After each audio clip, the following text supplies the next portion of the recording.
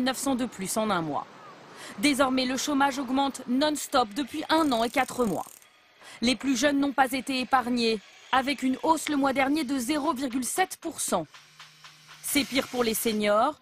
Le nombre de demandeurs d'emploi des plus de 50 ans a progressé de 1,7%, plus 16,9 sur un an. Les chômeurs de longue durée sont de plus en plus nombreux. Toutes catégories confondues, 38% des demandeurs d'emploi sont au chômage depuis 1 an ou plus. Et François Hollande a réagi. Il y a 1h30, le président de la République est à New York pour le sommet de l'ONU et il a évoqué l'héritage du précédent gouvernement. On l'écoute. Nous avons 3 millions de chômeurs dans notre pays. Ils ne sont pas venus depuis 4 mois. Ils sont là. C'est une situation dont nous héritons et nous allons tout faire, le gouvernement de Jean-Marc Ayrault et moi-même, pour endiguer, puis ensuite faire reculer le chômage. Et plus que jamais, la France reste confrontée à un paradoxe. D'un côté, ces 3 millions de chômeurs, de l'autre, plus de 250 000 offres d'emploi qui ne trouvent pas preneur. Pourquoi? Élément de réponse, Laurent Desbonnets avec notre bureau à Bordeaux. On passe au test repassage. D'accord. Alors, une chemise. Dernière classique, étape du processus longue. de recrutement pour un poste d'aide à domicile. La directrice est satisfaite, elle semble avoir trouvé le candidat idéal. Elle doit embaucher 2 personnes d'ici 15 jours, mais galère pour trouver des profils qualifiés. Il y a des périodes où on est en carence de CV. C'est fou, mais ça m'arrive d'aller frapper à toutes les portes pour recruter. Les aides à domicile arrivent donc en tête sur le podium des profils les plus difficiles à recruter. Viennent ensuite les informaticiens et les cuisiniers. La restauration justement, plusieurs dizaines de milliers d'offres. À la sortie d'une agence Pôle emploi, nous rencontrons plusieurs serveurs, comme cette jeune femme au chômage depuis 4 mois. Selon elle, certains patrons proposent des conditions de travail inacceptables. J'ai refusé des offres où on me proposait de travailler 39 heures par semaine pour un salaire de 1 250 €. Voilà, 39 heures par semaine et les heures supplémentaires ne sont pas payées et des choses comme ça. Au total, 250 000 offres n'ont pas trouvé preneur parmi celles enregistrées par Pôle emploi depuis le début de l'année. Problème de rémunération, de localisation géographique et bien souvent de formation. Les offres, il y en a certaines, oui. Elles sont très qualifiées souvent, ce qui en l'occurrence pour moi n'est pas mon cas. Beaucoup d'offres seraient donc impossibles à pourvoir sans nouvelle qualification. Actuellement, seuls 10% des demandeurs d'emploi bénéficient d'une formation.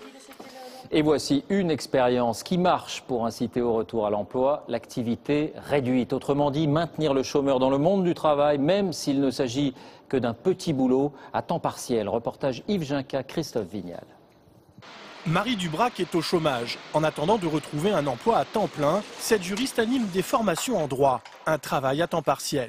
Mais malgré tout, elle est toujours inscrite à Pôle emploi et continue à toucher une partie de ses allocations chômage. C'est le dispositif activité réduite. Alors, eh bien, sur le mois de juin, j'ai effectué un travail d'animation de journée de formation de 10 jours. Eh bien, je n'ai eu à percevoir ce mois-ci que 302 €. 302 € de Pôle emploi qui complète son salaire à temps partiel de 1 800 €, soit un total de 2 102 €, exactement l'indemnité chômage qu'elle aurait perçue sans avoir travaillé du tout. Pas d'intérêt financier pour elle, mais elle y trouve son compte. C'est quand même un régime qui nous soutient dans la démarche de reprise de travail. On n'est pas pénalisé parce qu'on reprend un travail, on reste dans une dynamique professionnelle. Si les choses vont de mieux en mieux pour nous, eh ben on aura de moins en moins d'allocations. Les chiffres le montrent, une activité partielle permet de retrouver plus vite un emploi stable.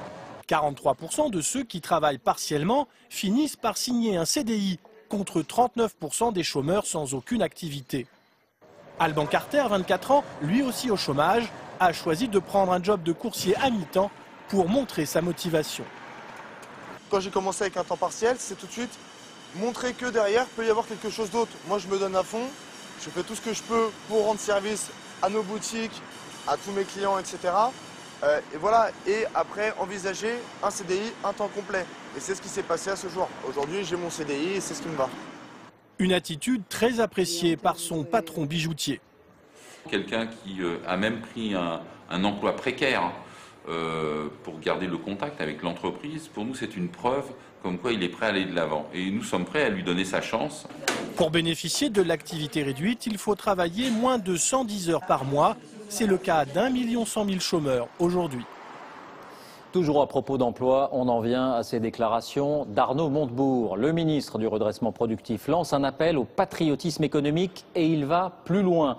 Il s'en prend aux voitures coréennes des marques Hyundai et Kia qui font une percée dans le marché européen et français.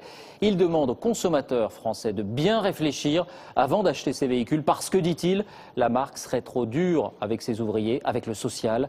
La réaction n'a pas tardé. Margot Manière, Christophe Vignal.